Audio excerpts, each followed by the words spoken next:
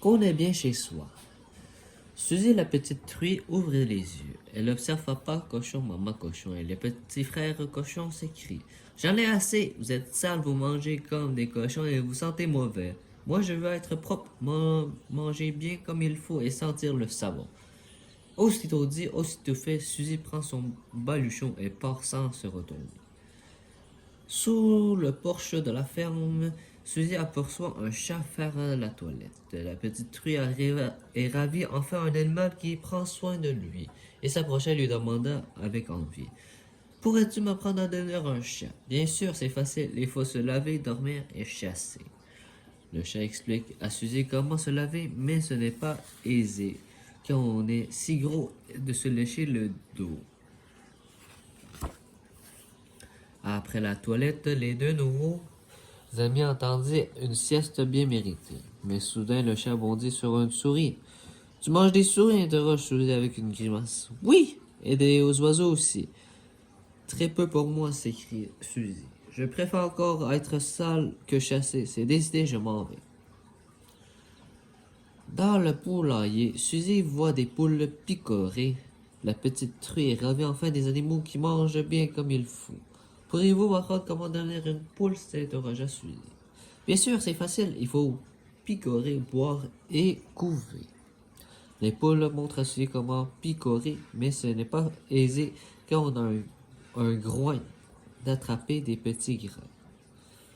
Après le repas, Suzy et les nouvelles amies vont boire un peu d'eau fraîche. Mais alors que c'est décédère, les poules se mettent à glousser. C'est l'heure de couver. Les petites truies s'assoient sur un œuf crac et se brisent en mille morceaux. Elle s'assied sur un autre crac, crac, crac, crac, crac et recrac. J'en ai assez, déclare Suzy. Je préfère encore manger comme un cochon et de couver toute la journée. C'est décidé, je m'en vais.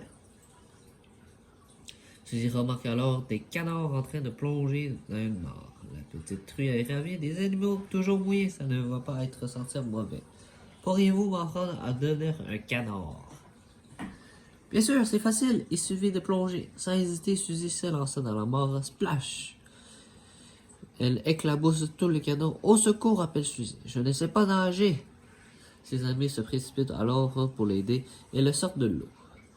Ça est trop, s'écrie Suzy. Je préfère encore sentir moi-même que me noyer. Cette fois, je rentre chez moi. Suzy n'a plus qu'une envie de se rouler dans la boue avec ses parents chéris. Ben, quand elle arrive à la porcherie, son père porte un nœud papillon, sa mère un collier de perles et ses petits frères sont chaussés de mocassons vernis. Toute la journée s'affaire autour de Suzy. Ses petits frères lui lancent une serviette autour du cou. Son père lui tend des couvercles en argent et sa mère aperche du parfum adorant. Mais au lieu d'être ravie, Suzy se met à pleurer. Je veux être sale comme un cochon, manger comme un cochon et sentir le cochon. Papa cochon, maman cochon, les petits frères cochons se regardent et abaillent. Dans l'instant, deux papillons, perles, mocassins volent dans les airs et tout le monde se jette dans la boue, la tête la première. À quel caractère de cochon, cette Suzy?